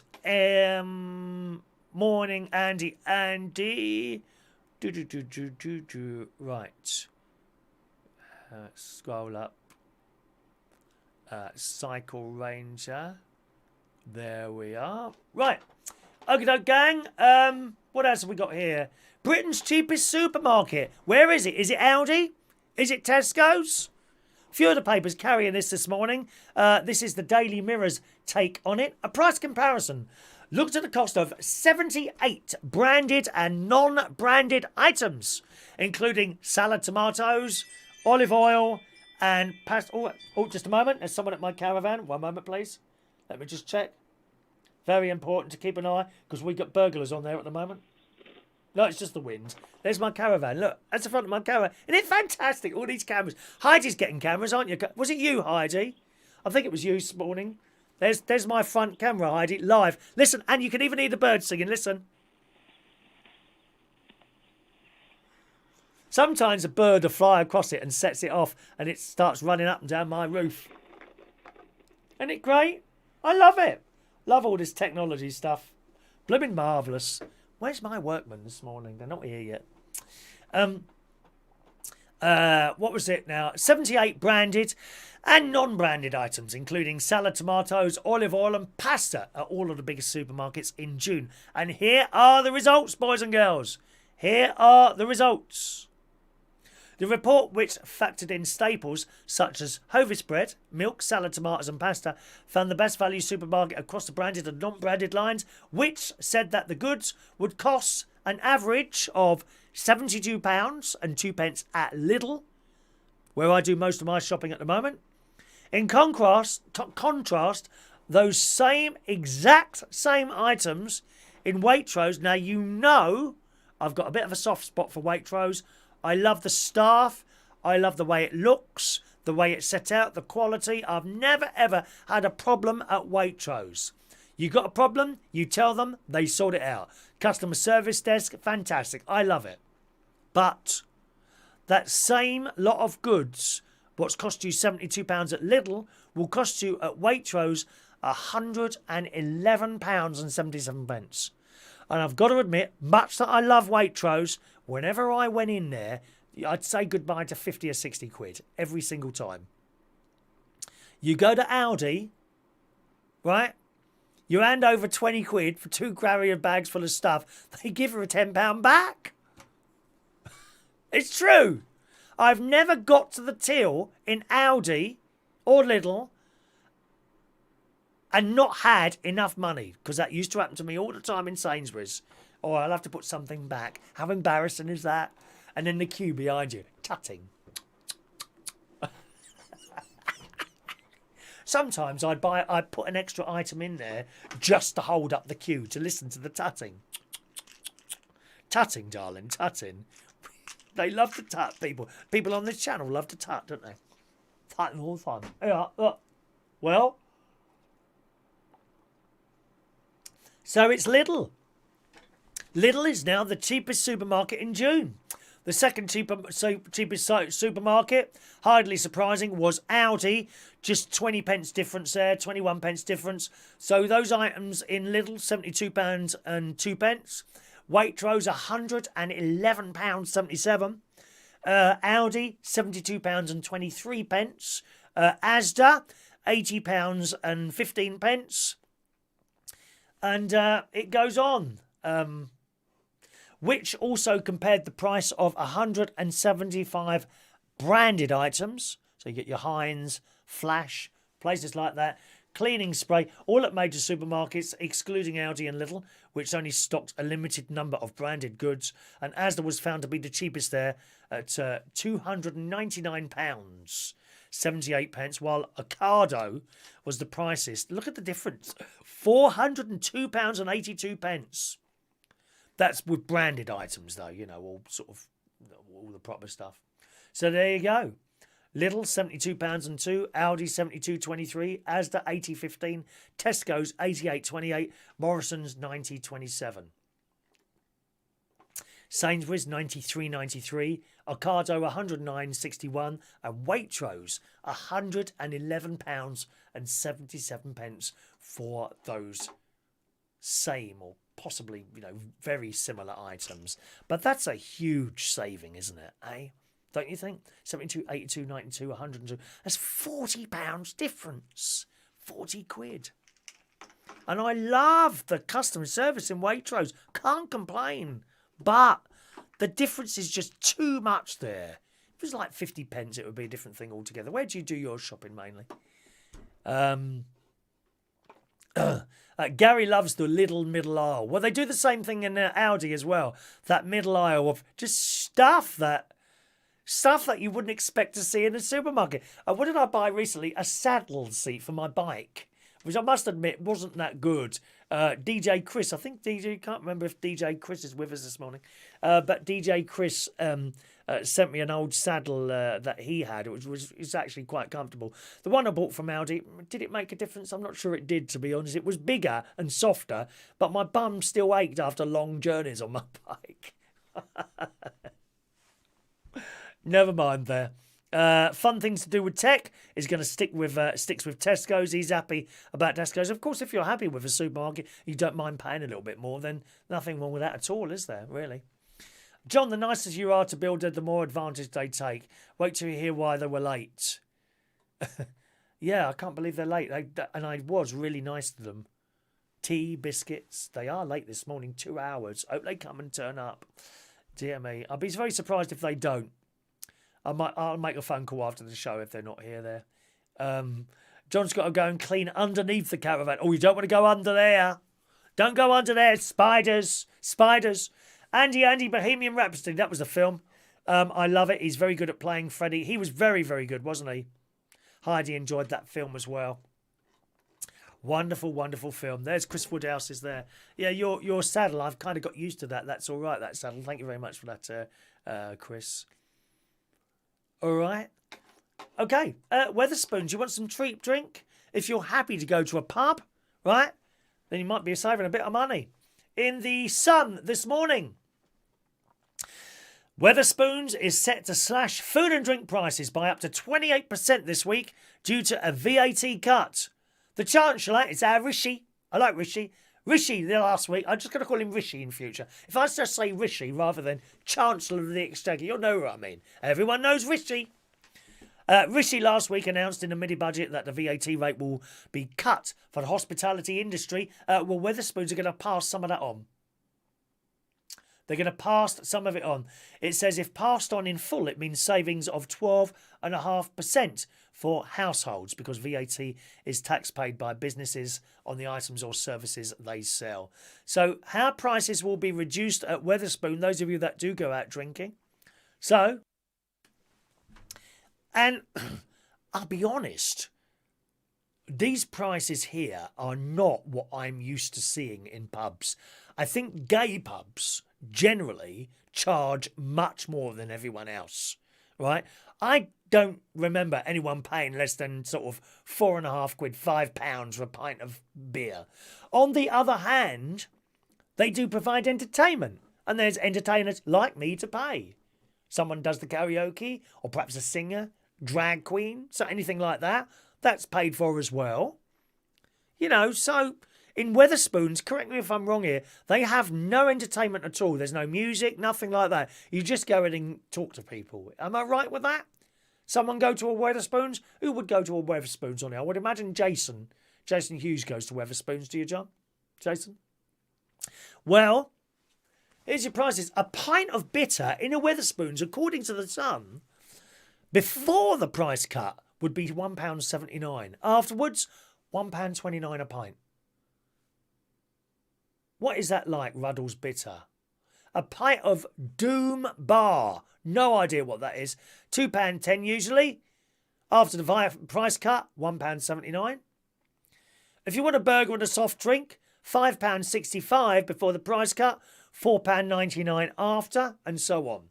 Traditional breakfast, which I gather is quite popular at Wetherspoons, £3.19 before the cut, £3.49 after. So it's quite big savings to be made there at the Wetherspoons, isn't it? Does anyone go there? The VAT cut. It does say it doesn't apply to booze, but Wetherspoons say it will reduce the price of some hours as a result of that. The chain says that all price reductions, which it will apply to retail, coffee, soft drinks, breakfast, burgers and pizzas, will be fully implemented by July the 20th. So that's next Monday, isn't it? Is it Monday? Next Monday. That's a fair cost-cutting thing there, isn't it? Really is. So there you are. If you want to drink for a bit less, perhaps Wetherspoons is a place to go. As far as I know, they don't have any entertainment in there. Adrian says, I do like some stuff in Lidl and Aldi, but quite a lot of the rest of it I don't. Like the taste, I prefer Waitrose, Marks and Spencer's and Tesco's and Sainsbury's. Depends what I'm buying, or lose small local independent shops. It has to be said, the Marks and Spencer's food has won some awards, and it's very, very high quality, isn't it? The food in Marks and Spencer's. Adrian also says, don't forget Wetherspoons won't be playing out for music licences. There's two different types, and it will cost between £30,000 and £40,000 to have a music licence. You see, they don't pay for any of that. Right, whereas in a pub where they've been charged £5, and people are always moaning about it whenever it goes up. They don't think of the wider scheme of things as well. You know, why do you think a pub puts their prices up? To make more money? No, their costs have gone up. Usually rates, or blooming some sort of new licence that the council has miraculously invented to get more money out of a pub, or indeed any other business. The rates are astronomical what are paid for some of these businesses, I tell you. Denise says that some things are better in the co-op.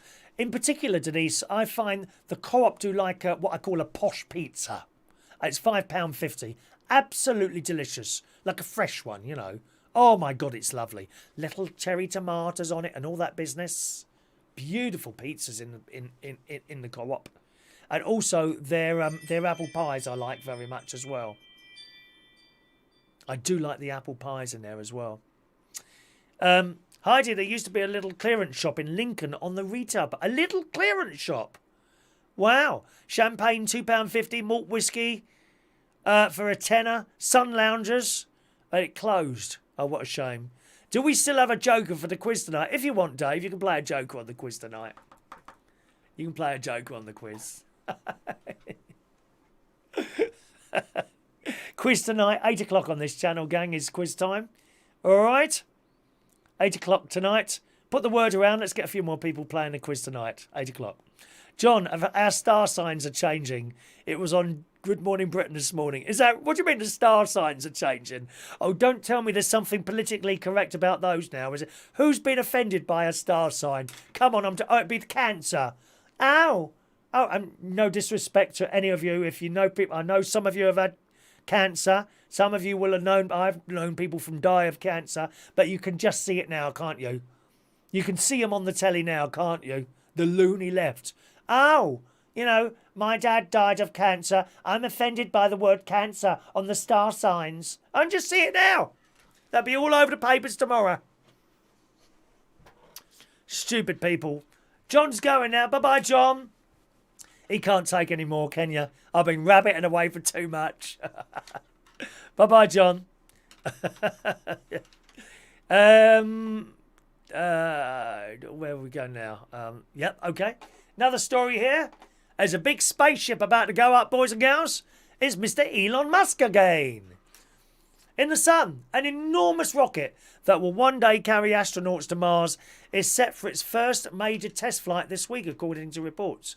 If it all goes to plan, the Starship spacecraft, built by a rocket from SpaceX, will soar 500 feet into the sky from a launch pad in Texas on Thursday. I like the sound of this. It's an unmanned mission. It's dependent on a successful static test, okay, of one of the prototypes craft Raptor. I mean, then it goes into times and all that business.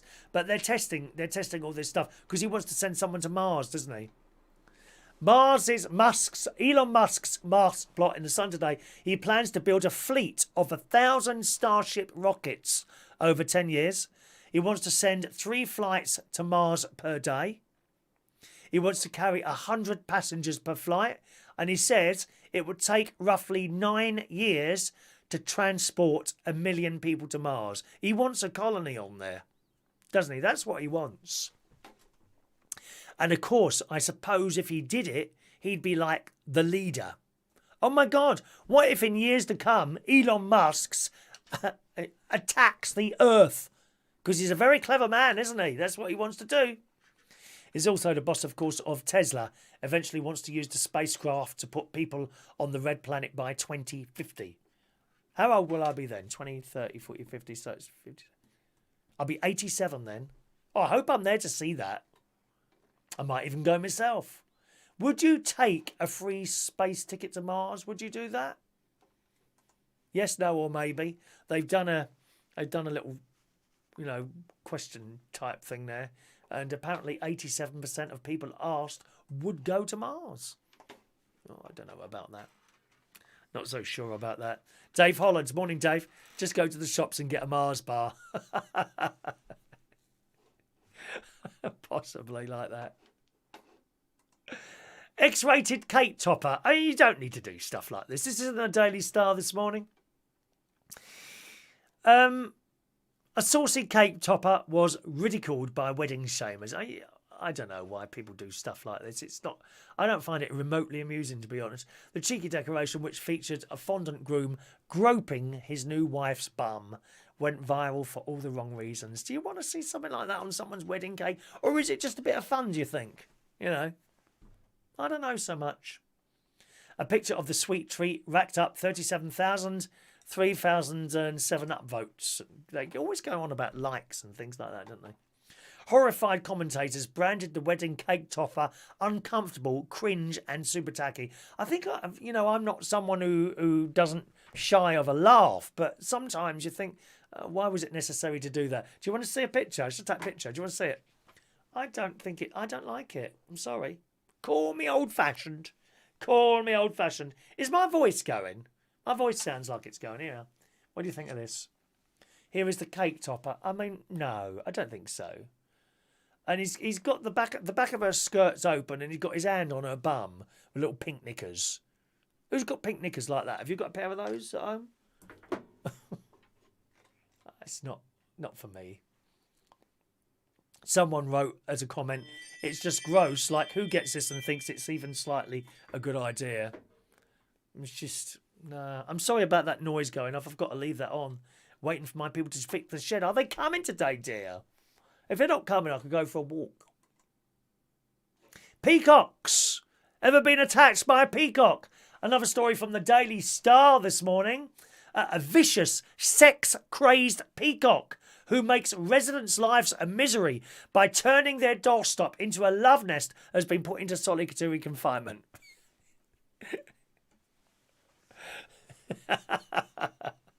The angry bird. The angry bird stalked out its territory outside an apartment building in Victoria, British Columbia, in Canada, where it has attacked tenants, scared off postal workers, and even caused a car accident. One resident said things came to a head when the peacock started getting aggressive with people.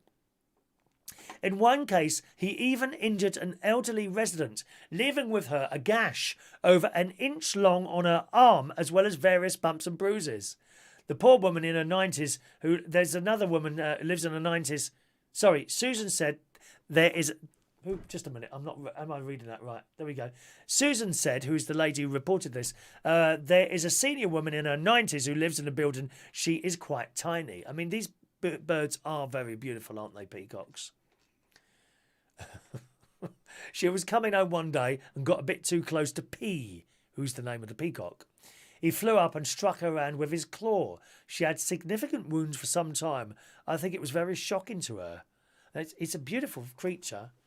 Absolutely beautiful creature. And they're so big. I think it's all feathers, though, isn't it? Is it all feathers on there? Look at this. Hey, look at this. Isn't that a lovely creature? Look at it. And they open up their tails. Is there a picture of its tail open? There must be. Oh, no, not really. There's one with it sitting on a bike, and you can see its tail there, but not like with its tail right open there. Oh, that one I do. Yeah, look at this. And they've got their little things sticking out their heads, haven't they? They're the male ones, aren't they? The pretty ones, I believe. Am I right in saying that? They usually... Well, why have I got that picture still? Oh, I'm going to take another one there. Yeah, look. Look at that. Aren't they beautiful? Look at that tail.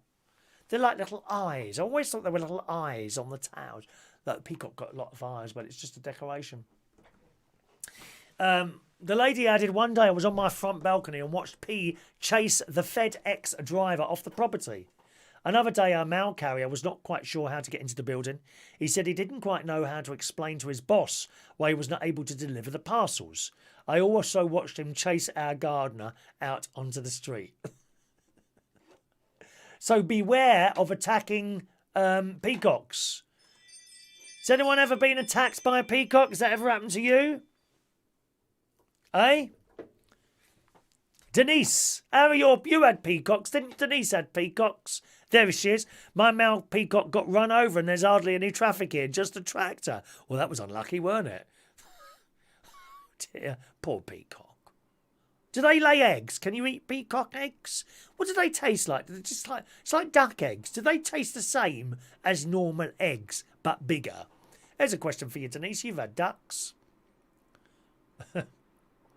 I did indeed, Terry. That was 17 minutes ago. You're a bit late, mate. I'll be dead by now, mate. Aiden visited the Mars factory in Slough when he was at school. Different like a different planet. Was it really, the Mars factory? Oh, I do like a Mars bar. They've got smaller over the years. Make me laugh. They now do a Mars Duo. So that's 2 small bars in a packet. Whereas one bar, when I was a kid, would have been the same size as that. Claire would love to be alive when we inhabit another planet, but I doubt it. Oh, I don't know, Claire. You're not that old, darling. I remember Space 1999. It hasn't quite happened as quickly as we thought it would have. Correct, Claire, yes. And maybe that's the case again. Maybe it still won't happen for 200, 300, 400 years. We don't know, do we? What's round the corner, really? Geese are the horrible ones. Oh, they attack, do they? Geese. Grey geese. They're big things, aren't they? There is a goose, like a white goose. I don't know if you've seen Eric the Goose. Okay, he appears in our opening film when I'm up at the caravan at the Lincolnshire Television Studio Complex. And the goose there, he likes to come up to you and sort of say hello, which is quite nice. All right, one more story, and then we'll do today's raffle tickets, gang. Okay? Krispy Kreme donuts in the metro today. Do you like donuts? I'm actually not keen on the Krispy Kreme ones. I like normal donuts, round things, covered in sugar and injected with jam. Morrison's do good ones of those. Donuts. Perhaps I should go to the donuts and treat myself today to a little bag of donuts. Did you celebrate a birthday during lockdown? It says in today's Metro. It's been almost 4 months since it started. And 22 million people apparently celebrated getting a year older during that time. Did you have your birthday during the lockdown? Well, in an attempt to make up for the fact that they missed out on a party this year, Krispy Kreme donuts are giving away donuts to everyone with a lockdown birthday. The offer is for anyone who had a birthday between the 23rd of March and the 3rd of July as pubs and restaurants opened. It says there are still some restrictions in place and we should all still follow social distancing. The donut chain is celebrating its birthday this week, but this year they want to treat those who missed out during the pandemic. The catch is the offer is only valid if you buy something with a minimum value of £1.55. So you go in there, spend £1.55, and what do you get? A free donut. Yes, please, mummy. You need to show a form of ID with your birth date, and you'll get an original glazed treat when you pick up something else which costs more than £1.55 any time between the 13th, so that's now, and the 19th of July. Time to go down to Krispy Kreme Donuts. Get yourself a free donut, boys and girls. Who's going? Are you going? Are you going? I think you should go.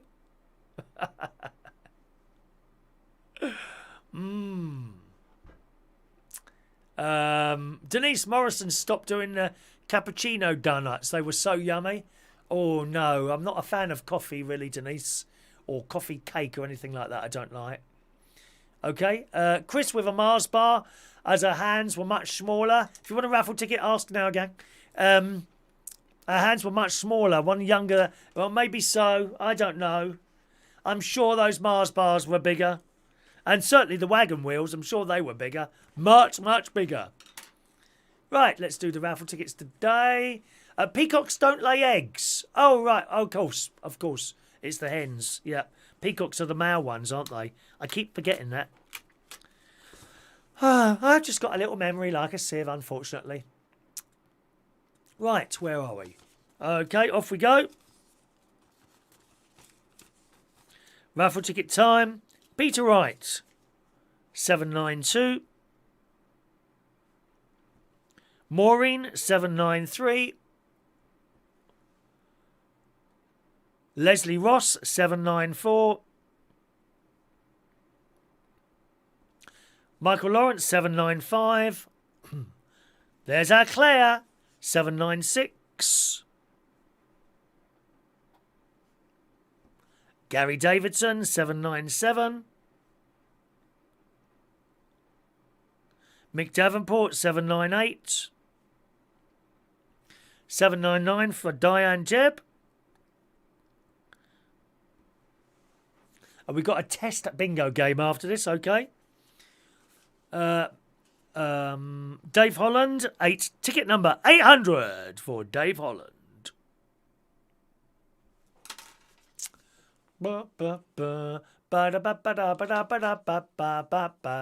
Denise, 801.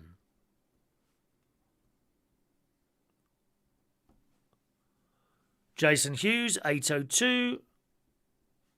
Joe Woodruff, 803. Ross Herndon, 804.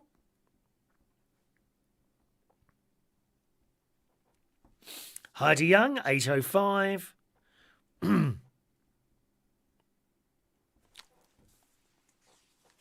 John Aitken, 806. Don't forget, on the raffle, on the quiz show tonight, we'll be giving out a pen tonight, okay? Someone will win a pen tonight. Quiz time tonight, there we are. Here it is. One of our exclusive, I'm a Chris Reardon bingo, I'm a Chris Reardon winner pen. There you go. All metal. Someone will be winning one of those tonight at the quiz. So make sure you're there. 8 o'clock is quiz time start. And we give away a pen tonight on the show as well. All right, so we got, where are we? John Aitken, we done? Where did we get to? John Aitken. Parknest had a peacock egg the other day. Oh, I don't know if I want to have one of those. Gary Ross, 807. Gary, 2 tickets, Ross. Heidi Young, thank you, Heidi. 808. Andy, 809. Andy comes to play. La la la la la la. Shania, 810. Let me just pull out another one. Morning, Rachel. Yes, there's going to be a test game right after the birthdays at 10:30. Okay, I try and stick to times as much as I can. Shania there. Rachel. There we go. Anyone else for raffle tickets? Please speak now. As always, gang, if you've asked by email, I'll deal with those straight after the show. Okay, let's do today's birthdays and then we'll play a little test game of bingo on the show today. And happy birthday today to Sandra, London. She's a drag queen. It's her birthday today. Don't say your age there, but happy birthday today to Sandra. Anthony Moulin today is 28 years old. Lino Tolentino is 29 years old. I love that surname. Tolentino. Fantastic. Michael Curley. Good morning, Michael. Happy birthday to you. Bruce Jordan, who used to come and play the quiz at the King's Head Theatre Bar. Good morning, Bruce. Happy birthday. Wendy Syrat. Happy birthday to Wendy. Peter Geronimo, who used to come and sing at karaoke. Hello. Happy birthday. Debbie Hall. Morning, Debbie. Happy birthday to you. Christopher Watkins. My little violin player. Happy birthday, Christopher. Craig Ryan today is 40. And Aiden McCabe is 53 today. Aiden's just joined us for the bingo, actually. He applied to join us for the bingo last night, and you have now been added to the system. Happy birthday, everyone.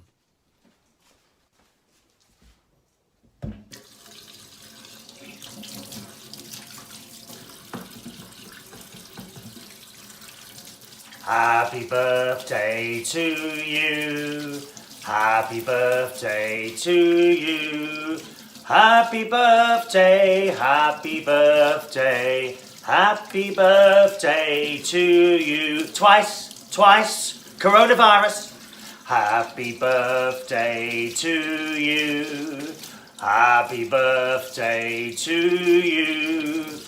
Happy birthday, happy birthday, happy birthday to you.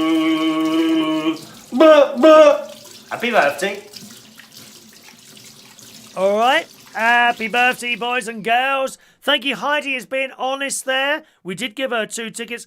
Heidi, just to let you know, sometimes the messages don't come to me in the same order that you can see them. And in fact, your messages might be in a different order to someone else as well. That's just how it works, really.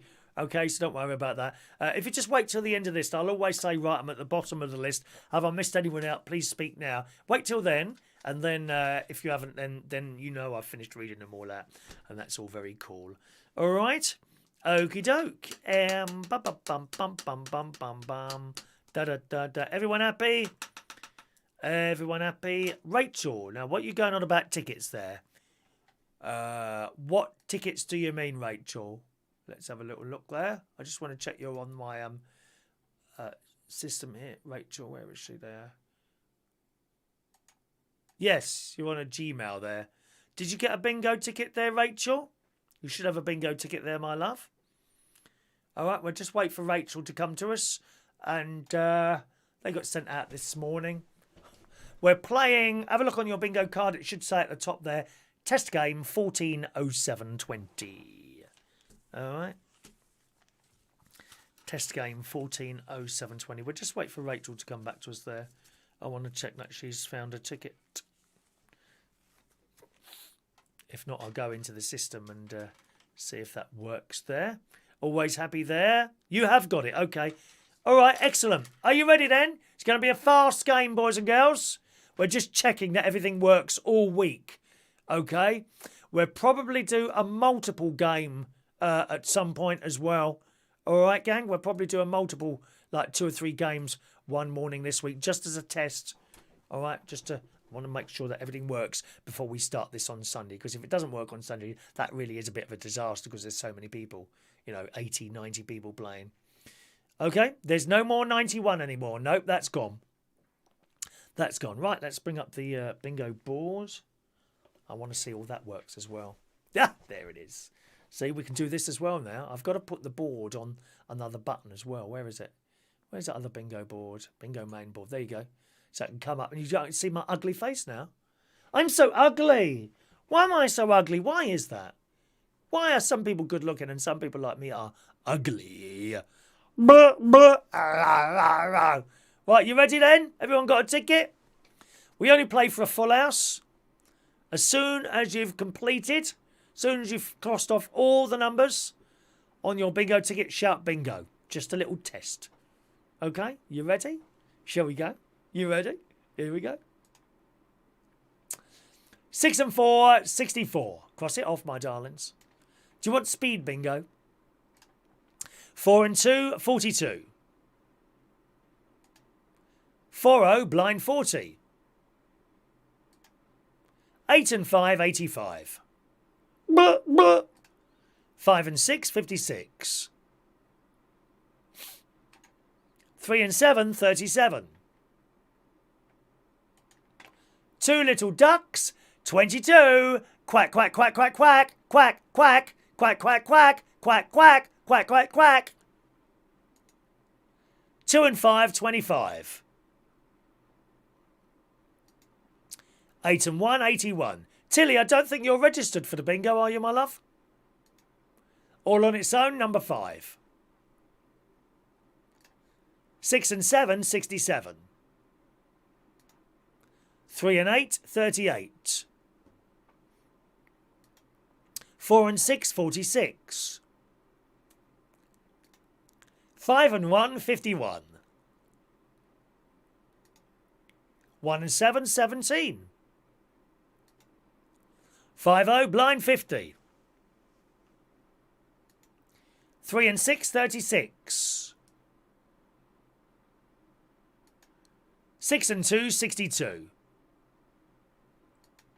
6 and 1, 61. 4 and 1, 41. All the ones, legs 11. 7 and 8, 78. 2 and 4, 24.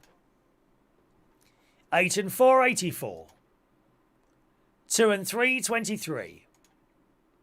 5 and 3, 53. 7 and 1, 71. 8 and 9, 89. All on its own, number 6.